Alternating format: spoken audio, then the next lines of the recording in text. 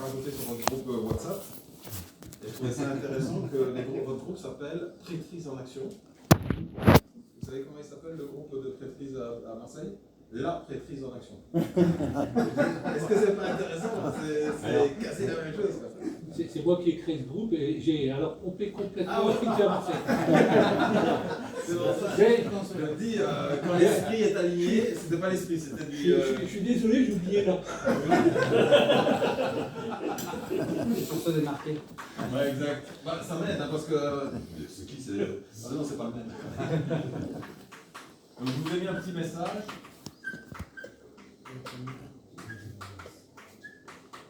Sur le fait que je pense que ce serait une bonne chose de travailler sur le chemin des alliances. Alors pour commencer cette discussion, on va commencer par le principe du vélo. Vous connaissez le principe du vélo? Qui c'est qui sait faire du vélo? Qui c'est qui sait... Bon, tout le monde a fait du vélo ici? Oui. Vélo? Il n'y a pas de vélo aux États-Unis? Non. Il n'y a pas de cycle. On les écrase avec des trucks. Exact. Mais c'est trop chaud. Mais vous savez faire du vélo. Oui. Ok, très bien. Il y a deux principes qui sont liés au vélo et qui sont importants. C'est quoi ces deux principes? L'équilibre. C'est-à-dire C'est-à-dire qu'on doit se mettre en... Enfin, on ne peut pas faire n'importe quoi, il faut être équilibré, quoi. Tu peux pas faire n'importe quoi, quand tu regardes le Tour de France, il tourne comme ça quand même. Hein. Ça. Tu vois? Exactement.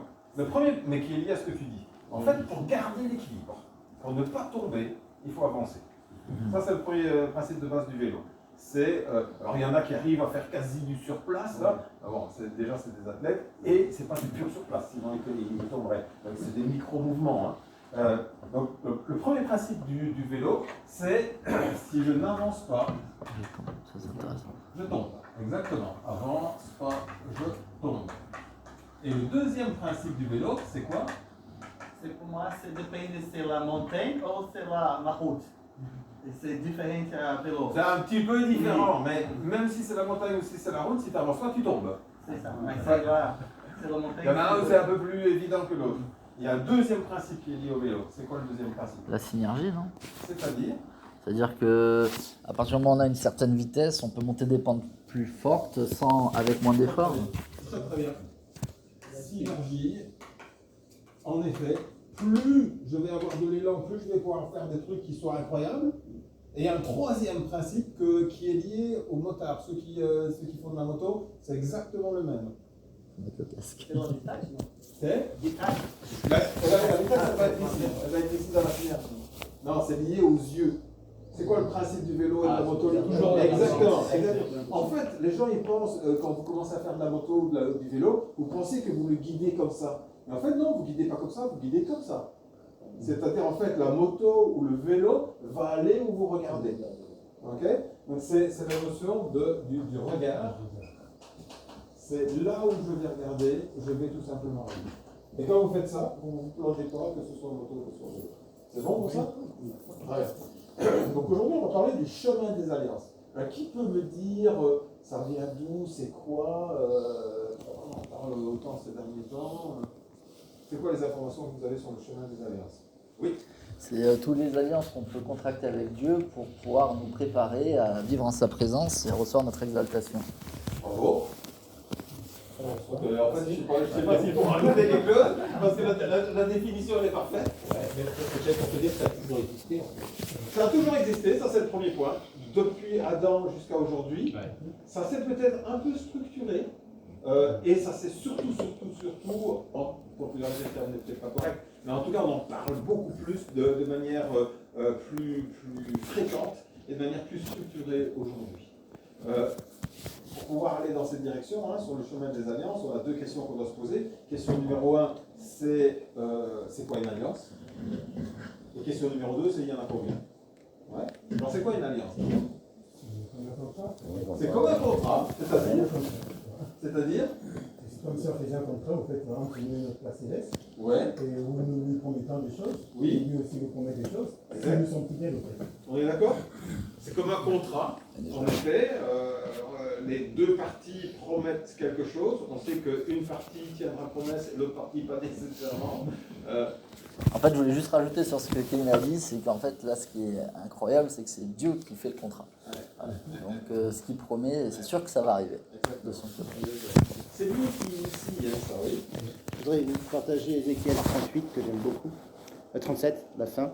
Je traiterai avec eux une alliance de paix. Et il y aura une alliance éternelle avec eux. Donc, sans début, sans fin. Excellent. Et je les établirai, je les multiplierai, je placerai mon sanctuaire au milieu d'eux pour toujours. Ma demeure sera parmi eux, je serai leur Dieu, et ils seront mon peuple. Et les nations sauront que je suis l'Éternel, qui sanctifie Israël, lorsque mon sanctuaire sera pour toujours au milieu d'eux. Ça, je trouve, c'est incroyable. Et ça montre à quel point le temple est précieux. Les alliances qui sont faites dedans sont précieuses et sont éternelles et sont vitales. Et c'est la lumière sur, c'est la lumière sur les montagnes. Ce que dit le Seigneur quand il dit que Le phare. Voilà, c'est incroyable. Moi, j'aime beaucoup. Cette écriture d'Ézéchiel, je vous demande de la garder bien en tête, parce qu'on parle d'un chemin, et le chemin perd un petit peu de la symbolique. Vous vous rappelez un des discours que j'ai fait précédemment sur la notion de cercle concentrique. Vous avez dans la croyance hébraïque, vous avez Jérusalem qui est au centre d'Israël, Israël qui est au centre de la terre qui est au centre de l'univers, et si vous avez dans l'autre sens, au centre d'Israël, vous avez Jérusalem, au centre de Jérusalem, vous avez le temple, au centre du temple, vous avez la cour intérieure, au centre de la cour intérieure, vous avez le voile, au centre du voile, vous avez le Saint des Saints, au centre du Saint des Saints, vous avez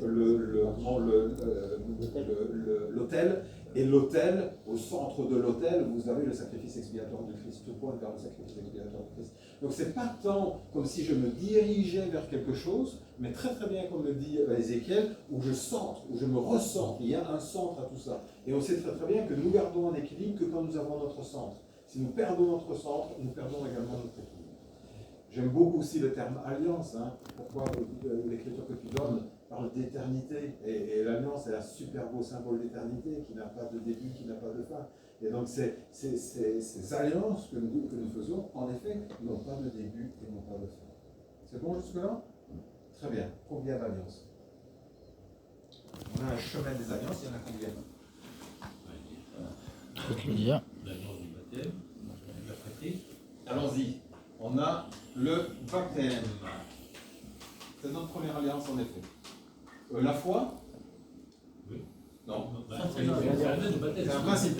Le repentir, c'est un principe. C'est pas une alliance. On parlera des principes, là on est vraiment sur les alliances. On a le baptême. Ensuite.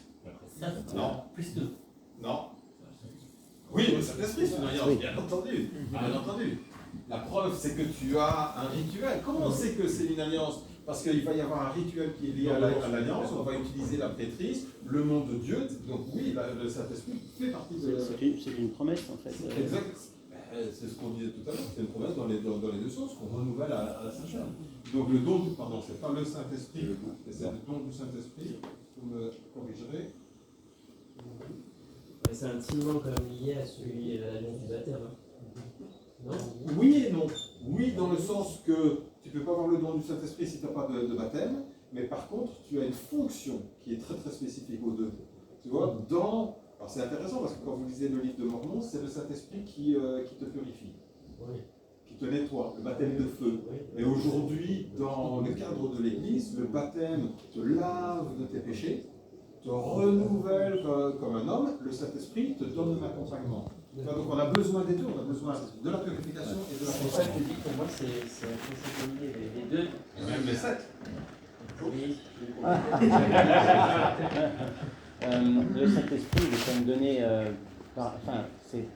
il est quand même un peu à part du baptême, parce qu'on voit que dans Actes, le baptême était donné aux gens, aux fidèles, et le Saint-Esprit n'était pas encore donné. Donc les apôtres vont jusque dans ces villes pour donner le Saint-Esprit à ces personnes qui avaient déjà reçu le baptême. Donc, Et les directives de l'Église, c'est de ne pas donner le Saint-Esprit juste après le baptême. Exactement. C'est C'est la COP. C'est un document. Ils vont ensemble. Ils vont ensemble. Donc on a le baptême, on a le Saint-Esprit. Ensuite, exactement. Ensuite, on a la prêtrise. Pas que pour les hommes, hein. Oui. Quelque part. Et Vous voyez ce que je veux dire. Vous avez ceux qui vont au temple, vous avez compris que c'est pas une histoire d'homme, non. C'est pas du patriarcat. C'est du gros n'importe quoi avec ça. Donc baptême, Saint-Esprit, prêtrise. C'est la Dotation, les 5 de la dotation. Pas dotation. c'est la même. Pas le scellement. Non, il y a Exactement. C'est les ordonnances préparatoires. Qui sont extraordinaires d'ailleurs. Qui sont extraordinaires. Je trouve que c'est peut-être la partie la plus Sous-estimé. belle du temple. Quand vous entendez la promesse, c'est juste incroyable. Et en effet, moi j'aime bien cette notion, on ne le dit pas, hein, mais on a quelque chose qui est lié au lavement, d'être lavé. Ensuite, qu'est-ce que l'on a d'autre? La dotation, exactement. Les termes sont importants. Hein. Du style, par exemple, c'est pas je vais me faire doter. On entend ça parfois, je vais me faire doter. Ça ne veut rien dire, je vais me faire doter. Je vais recevoir. De même que le Christ n'est pas mort. Le Christ a donné sa vie. Vous voyez ce que je veux dire? Pourquoi les mots sont importants? C'est le Christ n'est pas mort, on meurt tous. Le Christ non. Il a donné sa vie. Il aurait été impossible pour lui d'avoir son esprit qui quitte son corps s'il n'avait pas fait une action. Il a donné sa vie. Et donc on ne se fait pas doter, on voit. On reçoit la dotation. Merci beaucoup. Parce que c'est en effet quelque chose qui nous est donné. Oui. Pour les dotations, on pourrait parler dans l'Apocalypse que ça rejoint l'écriture qui dit à tous les vainqueurs, je donnerai un caillou blanc, sur ce caillou blanc sera mis un nouveau nom. Il y a énormément d'éléments, non seulement dans le Nouveau Testament qui est lié à la dotation et aux autres rituels du temps, mais encore plus dans le Nouveau. Aussi. Ouais. Et après, pour le Christ, est-ce que, j'ai ressenti ça la semaine dernière, enfin, quand j'étais au temple, est-ce que le Christ n'est pas à la fois, quand on prend le sacrifice d'Isaac, est-ce qu'il n'est pas à la fois l'agneau, le Christ, puisque dans l'hébreu, on dit qu'il est le voile du temple. Le Christ et la chair du Christ représente le voile du temple. Dans l'hébreu 10, et donc, est-ce qu'il n'est pas à la fois l'agneau, et comme il est souverain sacrificateur, est-ce qu'il n'est pas aussi à la fois celui qui va faire le sacrifice? Il est le Père et le Fils. Dans Abraham et Isaac, il est le Père et le Fils, j'ai l'impression. Et c'était le seul qui pouvait faire ça. C'est pour ça que parfois les gens sont un peu confus pourquoi le Père et le Fils.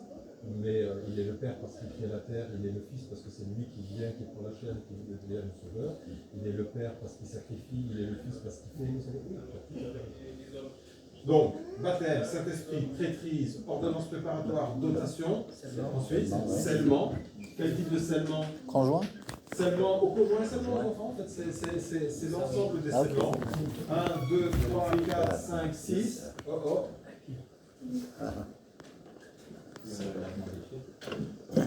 on va pas aller aussi loin que ça, on va parler de confirmation. D'accord? C'est la promesse sûre. C'est-à-dire, à un moment donné, un rituel qui nous dit c'est bon. Tu là. Ça, ce sont les 7. Pourquoi il faut ces 7-là? Ça veut dire quoi le 7? C'est quoi la symbolique hébraïque antique du 7? C'est que Dieu a validé par le Saint-Esprit les actions. Enfin, c'est Dieu qui dit c'est bon, tu auras cette promesse. Ah oui, tout à fait. Ma question c'est pourquoi 7? Ah, pourquoi les 7? Les 7 couleurs de l'arc. C'est lié en effet à la création. Pourquoi il y a eu 7 fêtes dans 7 jours? Dans 7 jours, c'est à nouveau une erreur de langage, hein. C'est cette période. Pourquoi, et donc on ne sait pas combien de temps était cette. Pourquoi il y a eu cette période? Ça veut dire quoi? C'est quoi la symbolique hébraïque du 7?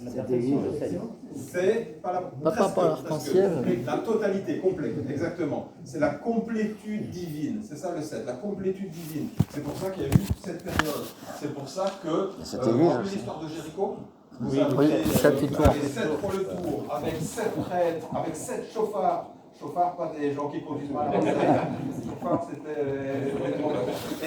Et si j'ai fait 6 fois, ça ne tombe pas, 5 fois, ça ne tombe pas, 7 fois, allez, c'est bon. Pourquoi? La complétude divine. Je lisais ce matin des Écritures, et regardez, vous allez voir, c'est quand même intéressant. Donc je suis en retard, et je suis sur Alma 27. Alma 27, c'est peut-être un des plus beaux chapitres du livre de Mormon. Quand vous le lisez, pas comme un roman, mais que vous le lisez avec des vraies personnes, et que vous savez, c'est ce peuple dont il est philéi, qui dit moi je suis prêt à mourir. Ok, on s'est fait massacrer 1005 personnes, eh ben c'est pas grave, nous on est encore prêts à mourir, et si jamais on va chez des néphites qui vont nous massacrer parce que tout le mal qu'on leur a fait, et qu'ils nous acceptent, on sera leurs esclaves.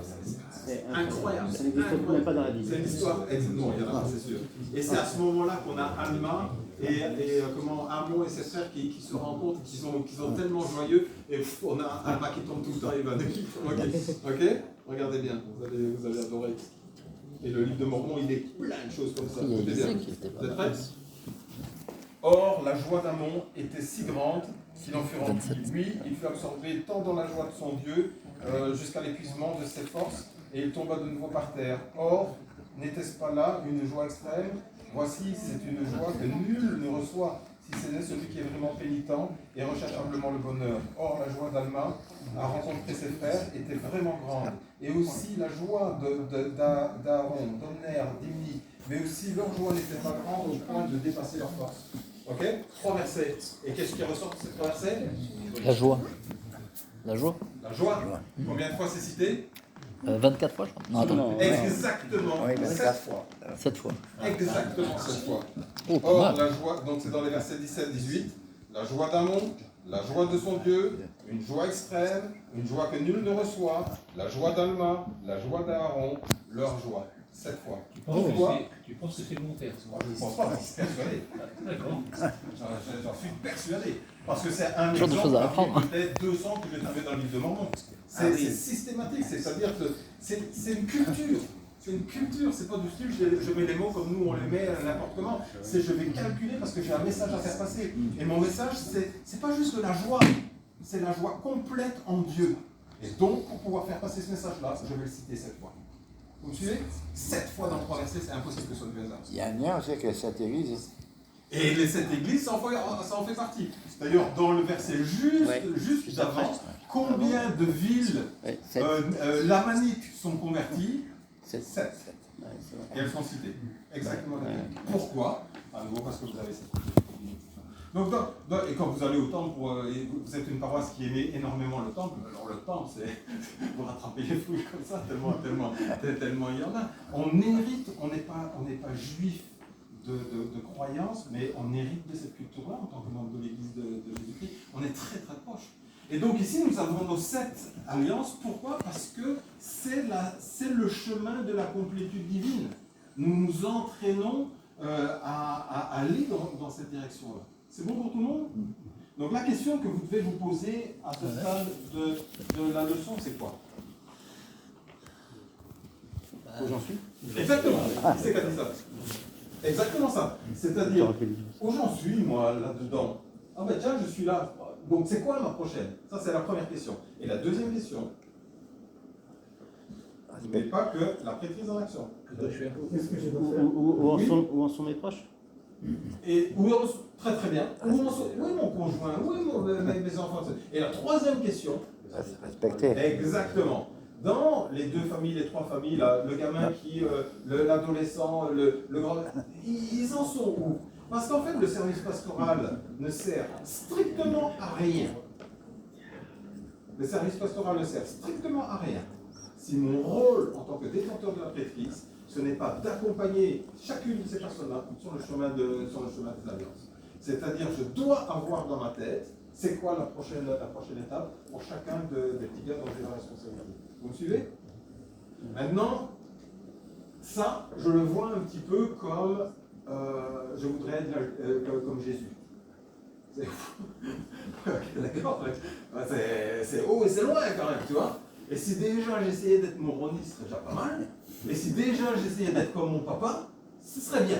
Hein, donc je vais d'abord essayer d'être comme mon papa, ensuite je vais être comme moroni, et ensuite je vais essayer Jésus. Vous me suivez? Et ici c'est parfois la même chose. Pour certains des membres de notre famille, pour nous parfois, pour certains des personnes dont nous avons la charge, oula, c'est pas évident.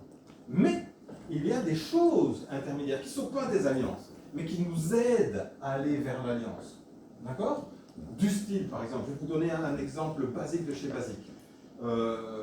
J'ai eu la chance d'être président de collège à Marseille, et un jour, je ne sais plus comment c'est venu, je pose la question, mais qui c'est qui a sa bénédiction patriarcale? Il y avait dans la paroisse des gens qui étaient membres de l'Église depuis 20 ans, et ils n'avaient pas leur bénédiction patriarcale. Mais comment est-ce possible, quoi? Comment quelqu'un a pu passer à travers les mailles du filet, je me fais baptiser, je suis baptisé dans l'église, j'ai ma bénédiction patriarcale dans l'année qui coule, dans l'année qui suit. Vous me suivez? C'est pas possible. J'ai des frères, vous avez 2 nouveaux frères qui sont fait baptiser ici, ils doivent distribuer la Sainte Seine dans les jours qui suivent, etc. etc. C'est bon pour tout le monde? Donc, ce que j'aimerais que l'on fasse ensemble, c'est des petits tableaux de choses que l'on peut mettre avant et après. Vous me suivez? Des petites actions, des petites choses simples, mais qui vont l'aider à aller dans ce sens-là. On y va. Quelles sont les choses que tout un chacun, et parfois même quand je ne suis pas membre de l'Église, alors j'ai vérifié dans ma d'instruction, c'est permis, du style par exemple, j'ai un ami qui nous visite à la réunion de collège, rien ne m'empêche, s'il est d'accord bien entendu, de lui demander de faire une prière. Même, ça m'est déjà arrivé, alors il faut quand même qu'on ait un ami de l'église qui soit assez carré, bien engagé, de faire une leçon. Est-ce que tu veux bien faire une leçon? Je ne suis même pas membre de votre église, c'est pas grave, tu as quelque chose à apporter. Puis de toute façon, les leçons, c'est pas dire, c'est faciliter. Donc on est tous là pour aider. Vous me suivez? Allez, on y va. C'est quoi tous ces petits éléments-là qui vont me permettre de les incorporer et donc d'aider les personnes au fur et à mesure de ce chemin des alliances à naturellement y arriver? La bénédiction patriarcale. Tricheur.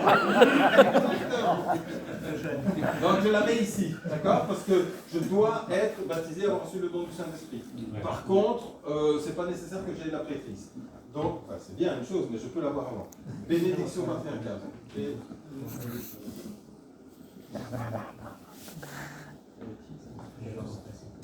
Bénédiction. Est-ce que vous savez tout ce que c'est qu'une bénédiction? Qui ne sait pas ce que c'est une bénédiction? Vous savez ce que c'est une bénédiction? Eh ben voilà. Qui peut. C'est quoi votre nom? Charles. Charles. Qui peut expliquer à Charles c'est quoi une bénédiction patriarcale? C'est un patriarche de l'Église qui a pour appel de faire des bénédictions aux personnes qui le désirent. Et en fait, cette bénédiction va être un guide pour cette personne tout au long de sa vie, qui pourra relire et lire encore. Elle sera enregistrée et imprimée pour la personne en question. Par exemple, si Charles, tu veux demander une bénédiction patriarcale, tu as rendez-vous avec le patriarche de l'Église, il me semble qu'il est à Nice, et il te fait une bénédiction assez longue d'ailleurs, et après il... Je n'ai jamais fait, moi. J'ai jamais fait ça. En fait, une bénédiction patriarcale, c'est quelque chose d'important, parce que c'est un peu comme si, quand tu as quitté la vie avant, quand tu viens sur la terre, avant de venir sur la terre, c'est un peu comme si le Seigneur te disait les directives que tu dois faire, apprendre, pour faire toute ta vie après. Donc c'est un guide, parce que c'est un peu comme si tu avais un papa ou un prêtre. Voilà, il va te donner une bénédiction où il va t'apporter, il va te dire que tu as des talents, ces talents-là, il va te dire les talents que tu as, il va te dire aussi sur quoi il faut faire attention. Tu vas peut-être avoir des choses dans ta vie que tu aimes, qui te font défaut, il va te dire ce qu'il faut éviter, peut-être la fainéantise, peut-être... moi, c'est l'oisiveté. Il faut que je fasse attention à l'oisiveté. Je ne sais pas pourquoi. Et en c'est fait, conditionnel. Voilà, c'est conditionnel. Si tu fais ceci, voilà ce qui va arriver. C'est des promesses faites par ton passé. C'est vraiment des promesses que le Seigneur te fait. Et si tu fais confiance à cette bénédiction patriarcale et que tu suis ses conseils, eh bien tu auras en conséquence la vie qui t'est promise dans ta bénédiction patriarcale. Et c'est une vie qui t'amène vers Dieu. Voilà.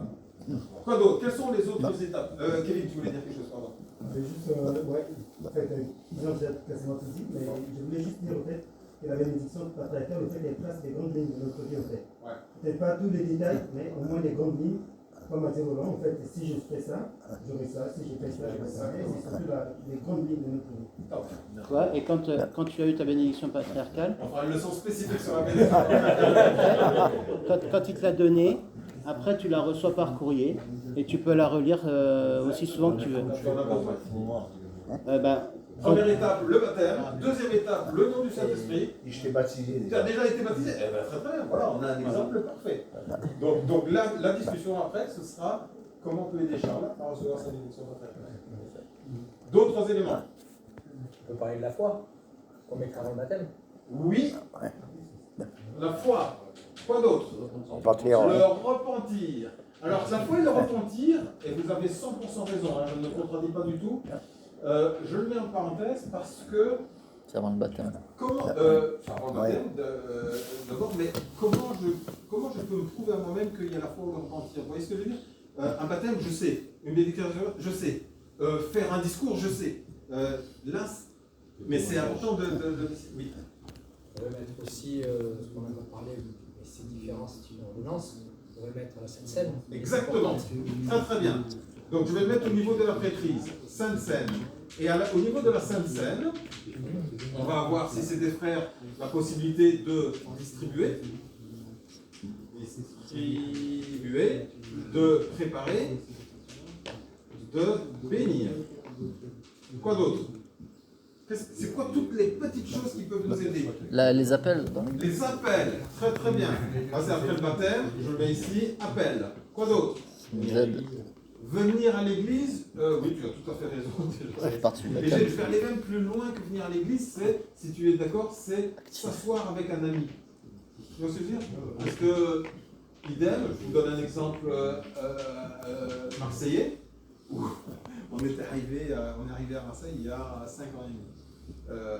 Et il y avait ce frère, tous les dimanches, qui venait, et tous les dimanches, il s'asseyait seul sur un banc. Mais on a vu ça pendant peut-être 1 an, tu vois.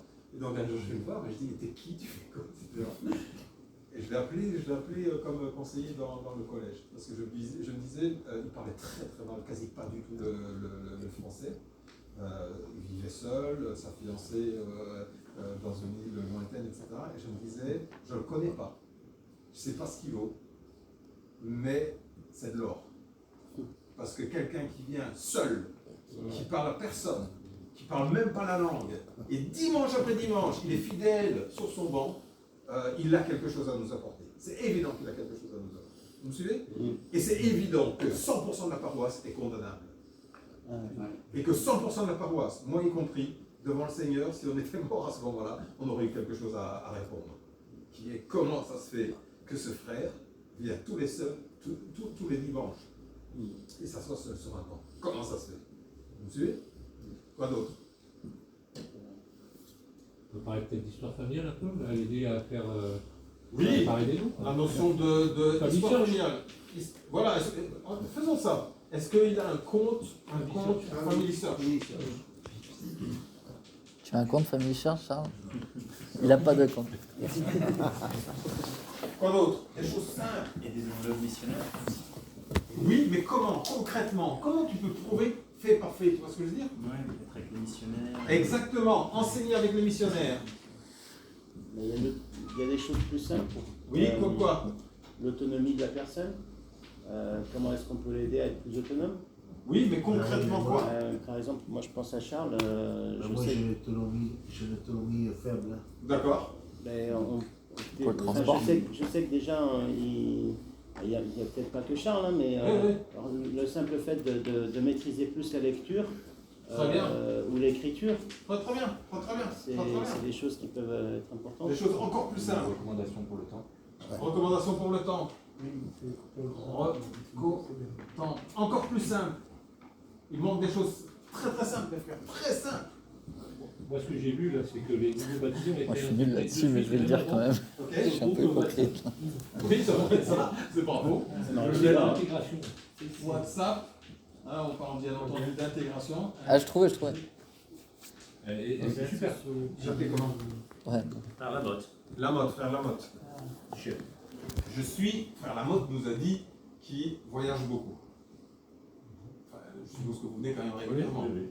Je suis quand même surpris, mais frère, prenez pas ça comme une critique. Hein. Même si ça en est peut-être une. Ça fait combien de temps 2 ans De quoi? que vous n'ayez pas fait un discours? Oui, mais bon, parce que j'ai voyagé, j'ai été ici 3 mois ou 6 mois. D'accord, donc il y a des vraies raisons. J'étais sur Lyon, D'accord. après j'étais dans le Nord, D'accord. donc si vous voulez. Donc c'est pas une critique du tout. C'est la bonne Mais- idée, ça. Voilà, c'est bon, on peut le dire. Ou de certains membres. Moi, j'ai Liam, que vous connaissez, hein, qui est mon fiston, qui est responsable dans l'épiscopat. Il n'est pas membre de l'épiscopat, il est greffier, il est secrétaire. Et donc, il est en charge de demander aux membres de faire des discours. Et il me dit, papa, attends, 1 fois sur 2, les gens ils refusent. D'accord? Si on prend une paroisse comme la vôtre de 80 personnes, on va dire, je ne sais pas combien. 64. 64 personnes, ça voudrait dire que chacun d'entre vous, enfant de 8 ans et plus, devriez faire un discours au moins 1 fois tous les 6 mois, 1 fois par an. Au moins. Ouais. Et si quelque part j'ai peur, je dis non au secrétaire qui me demande, etc. Ok, mais comment on s'assied et comment on t'aide, on te prépare, on te sécurise, limite on fait avec toi ce discours. Vous me suivez? Ça marche aussi pour la prière alors. C'est exact. C'est-à-dire pour moi tout ça c'est super, mais je pense que les premières étapes c'est est-ce que tu as déjà fait une prière? Est-ce que tu as déjà rendu un témoignage? C'est que ça fait peur. Exactement. Est-ce que tu as déjà fait un discours? Est-ce que tu as déjà fait une leçon? Vous me suivez? Parce qu'on est sur de l'hyper concret, de l'hyper simple. Tout le monde sait faire une prière. Tout le monde. Alors ça me fait peur de le faire. Ok, très bien, on va commencer ici. Ça fait peur aussi? Très bien. On va faire avec les missionnaires. Vous me suivez? Et en fait, alors on pourrait continuer, hein, mais c'est ça la clé. La clé, c'est en fait de se faire, quand on parle du chemin des alliances, on ne parle pas des 7 alliances, on parle des 7 alliances, mais on parle aussi ce sont les briques si vous voulez. On a besoin de tout le ciment qu'il y a entre. Tiens, ton gamin là, il a quel âge? Il a 7 ans. Qu'est-ce qu'on peut faire pour le préparer au baptême? On va même, si ça t'intéresse, on ne peut pas s'immiscer, etc., mais on peut même ensemble préparer l'ordonnance du baptême. On a eu un baptême à nouveau, vous allez avoir le sentiment que je critique tout le temps Marseille, j'aime beaucoup Marseille, on a beaucoup de progrès à faire. On a eu un baptême dernièrement d'un gamin. Quand on est arrivé au baptême, l'eau il n'y avait pas d'eau dans les fonds. Il n'y avait pas d'eau dans les fonds, on ne savait pas qui étaient les 2 témoins. Par l'extraction, c'est ça? Ça veut dire quoi? Ça veut dire que le travail en amont n'a pas été fait correctement. Ouais. Les gamins ont été super bien enseignés, le baptême s'est bien passé, etc. Mais il y aura peut-être moyen de faire encore un peu plus. Et donc il faut qu'avec mon collègue, on se pose ce genre de questions. Est-ce qu'ils ont tous fait une prière? Oui. Est-ce qu'ils ont tous fait un témoignage? Non. Ah, pourquoi? Qu'est-ce qui se passe? Ok, on va dire. Est-ce qu'un discours? Ah, t'as pas de discours? Ça te va si je parle à l'évêque? Oui. Eh bien, très bien. Et je vais voir l'évêque et je dis, dans ma famille, là, il y en a un, il n'a jamais fait de discours. Et il est prêt. Et d'ailleurs, s'il n'est pas prêt, moi, en tant que membre du service pastoral, je vais m'asseoir avec cette personne-là. Et je vais m'assurer qu'elle ne flippe pas trop. Parce qu'il y a quand même 2-3 petits principes qu'il faut savoir. C'est ça notre responsabilité. The basic every man is necessary to have a calling or responsibility. It's primordial. Bien sûr. C'est primordial que chaque personne ait un appel. Et en effet, l'appel doit venir dans les jours qui suivent le baptême. On dit en général, pour ceux qui ont servi une mission, il y avait 3 choses qui étaient nécessaires et importantes. Effectivement, c'était être nourri de la bonne parole, avoir un ami et recevoir un appel. Et si dans ces choses-là, il y a quelque chose manqué, c'est pas normal. Exactement. C'est nécessaire. Et ça, tout ça amène à une bonne intégration. Je suis 400% convaincu par ce que tu dis. Et c'est bien de le rappeler, hein, parce qu'en effet, il y a toutes ces choses à faire et à s'assurer qu'elles soient faites, mais vraiment, je pense qu'un élément qui est fondamental, c'est être nourri. Et le viens et suis-moi, pour moi, il a toute sa place aussi. C'est du carburant, en fait. Hein. Et c'est aussi des expériences spirituelles avec l'esprit, hein, ça va avec la ligne esprit. Hein. Être nourri de la bonne parole et sentir que ce qu'on mange, c'est bon pour nous. Voilà, c'est vital. On ne peut pas vivre sur des regrets, bien entendu. Hein. Mais je ne peux pas m'empêcher de penser que si il y a 20 ans, on avait eu tout le matériel que l'on a aujourd'hui, un de mes fils n'aurait pas quitté l'église. C'est juste incroyable. Vous lisez sur l'application Les Saints, c'est incroyable. Viens et suis-moi. J'ai jamais été nourri comme je suis aujourd'hui. Alors c'est simple. Hein. Et regardez comment c'est structuré. Viens et suis-moi, c'est quand même très intéressant. Vous pouvez le lire en 10 minutes, un quart d'heure, et vous avez fait votre semaine. Ouais. Ou vous pouvez le faire différemment. Depuis le programme Viens et suis-moi, surtout sur le livre de Mormon, parce que le livre de Mormon, pour moi, c'est la clé de voûte. C'est la clé de voûte, c'est mon bateau de pèlerin. J'adore ce livre, c'est le livre que j'ai lu de toute ma vie. Je lis, alors prenez pas ça, je ne me vante pas ou quoi que ce soit, c'est juste pour vous donner je le lis 5 à 6 fois, les chapitres, quand je vous ai dit que j'étais à Alma 27, je suis à Alma 27, la 6e fois. Pour vraiment m'en imprégner. Et si vous regardez le Viens et suis-moi, ce ne sont que des questions. C'est-à-dire, on ne vous dit plus rien réellement. Mais on vous pose des questions sur lesquelles vous, avec votre petite vie, vous devez le mûrir, vous en nourrir, vous posez des questions, et vous posez 2, 3 questions, vous lisez, ok, très bien, c'est quoi les questions suivantes? Ok, je relis, c'est du matériel extraordinaire. Et cette semaine, j'ai énormément la période des Antilles et cette histoire, elle est juste fabuleuse. Hein. Incroyable. Jeune, quand je lisais cette histoire, je voyais ce trou là où il déposait les armes, et cette semaine, on tombe dessus avec une famille, là, on commence à lire. Il y a une vidéo qui est juste fantastique. Hein. Vous regardez la vidéo, elle dure 23 minutes, je crois, où on voit visuellement ce qui se passe. Et j'étais tellement heureux de partager ça avec mes enfants. Tu as une histoire franco-belle, elle a été filmée. Bon, c'est pas un film de l'époque quand même. Mais on voit représentation historique. Comment est-ce qu'ils ont eu ce changement de paix, comment est-ce qu'ils en sont arrivés à déposer les armes et leur dire, bon les gars, si vous venez, en fait, on ne prendra plus jamais les armes. Quitte à perdre nos vies en fait. Et partager ça avec les enfants et voir cette vidéo, mais je pense que ça a touché les enfants. C'est fondamental, c'est évident. Quand j'étais jeune papa, j'avais pas pensé ça. Ce sont des représentations historiques.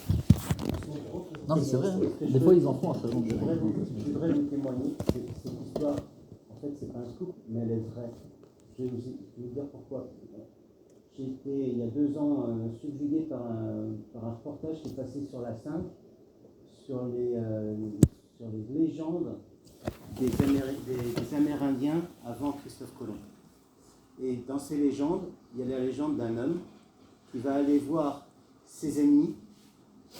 Il devait normalement se quereller et se battre les uns avec les autres. Et cet homme va aller voir le peuple ennemi.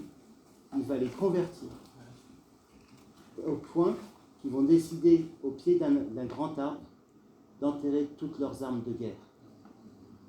J'ai vu ça sur la 5. J'étais scotché. J'en ai parlé à ma femme, à ma fille. J'ai dit venez voir. C'est incroyable, la plus belle histoire du monde, parce que c'est la plus belle histoire du monde. Donner sa vie, enterrer ses armes de guerre et préférer mourir que de se battre contre son ennemi, c'est la plus belle histoire du monde. Après le Christ, il y a rien de plus beau. Elle était vraie. La légende existe dans le monde amérindien. C'est excellent. Oui, il y a 2 choses en fait pour moi qui manquent. Et si tu me permets, je veux juste parler un peu sur les 2. Je trouve qu'il y a la réunion générale de prêtrise qui manque, et assister également à la conférence générale. Donc, j'ai une expérience sur les deux. Il y a très très longtemps, avant que ma soeur elle se marie avec son premier actuel, elle est sortie avec quelqu'un, le papa de sa fille, et un jour, lors d'une conférence, on lui a dit on va aller à une conférence générale, on va entendre le prophète parler. Papa il dit non. Et en fait, il est venu, il s'est déplacé le jour-là, tu t'en souviens, hein, parce qu'il a entendu que le prophète allait parler. Donc j'ai trouvé ça super intéressant. La deuxième expérience, et ça revient à ce qu'a dit Michel tout à l'heure, quand il parlait que lorsqu'on prie, lorsqu'on fait des choses avant sa journée, la journée se passe bien. Et les choses que l'on fait dans la journée se passent bien. Moi, j'ai une expérience qui s'est passée donc, cette année. La majorité sait que je suis arbitre de foot. Et un samedi, samedi où il y avait une réunion générale de prêtrise sur Aix-en-Provence, j'avais le dilemme. J'avais un match arbitré et c'était en partie pendant la réunion de prêtrise. Donc je pouvais rester 1 heure, 1 heure et quart, mais pas plus. Et j'ai fait le choix d'y aller. Et ça faisait quand même quelques années que je n'avais pas assisté vraiment à une réunion de prêtrise. Et j'ai trouvé ça, je me suis régalé. Les intervenants, l'esprit qui était. Ce qui était le plus merveilleux, c'est que le match qui s'est passé après, c'était magnifique. J'avais l'esprit avec moi à ce moment-là, mais de A à Z, j'ai pas fait une erreur.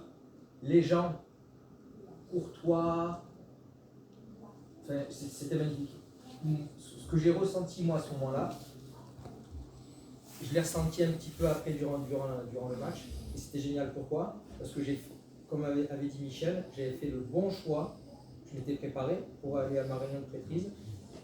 J'ai été nourri de la bonne parole, mais peut-être que inconsciemment, quand je suis parti après, peut-être dans ma façon de faire, j'ai fait en sorte que les choses se passent bien et que les gens qui étaient à côté, je sais pas, comme si on avait dit qu'il y avait une main sur ce match-là. Il n'y a pas eu de problème, j'ai pas eu à sortir de carton, il n'y a pas eu de commentaires nauséabonds comme ça se passe souvent. Les coachs, nickel, les joueurs, nickel, les supporters, nickel. C'était magnifique. J'ai vu une expérience différente, quand on n'est pas préparé, et bien là ça part, c'est une catastrophe. Je suppose que vous avez la même expérience quand vous lisez les livres. Moi je le vois avec à nouveau le livre de Mormon, je ne le vois pas avec le reste. Mais si je lis le livre de Mormon, et ensuite je passe mes journées, ou si je ne lis pas le livre de Mormon et je passe mes journées, je peux voir la différence dans. C'est exactement ce que en anglais on appellera ça le flow. On a l'impression que ça roule, ça glisse, tout fonctionne bien, etc. Et l'autre, on a l'impression de lutter. C'est exactement ce que tu viens de dire. Maintenant, il faut qu'on conclue ici. Je vous encourage à avoir une sorte de liste commune. Là, on a brainstormé, on a plein de mots. Peut-être ça vaudrait le coup d'avoir, ok, c'est quoi ces grandes alliances et c'est quoi toutes les étapes intermédiaires que l'on pourrait avoir, et puis d'avoir une sorte de checklist, que ce soit moi avec ma famille, ou que ce soit lorsqu'on a un nouveau membre, pour l'accompagner étape par étape, ou lorsque je fais mon service pastoral, pour vérifier où chaque membre en est, avoir une sorte de liste commune, et donc de pouvoir faire avancer. Tiens, tu as quelqu'un pour aller au temple, tu as quelqu'un à aller. Faisons un voyage au temple avec nos nouveaux membres qui vont y aller pour la première fois pour faire. On n'a pas mis les baptêmes pour les morts, par exemple. Ou allons-y la première fois pour aller faire pour les morts. On n'a pas mis le temps. Recevoir leur dotation, etc., etc. Et là, tout d'un coup, c'est plus juste moi avec moi-même, c'est plus. Oh tiens, ça fait 20 ans. Amen.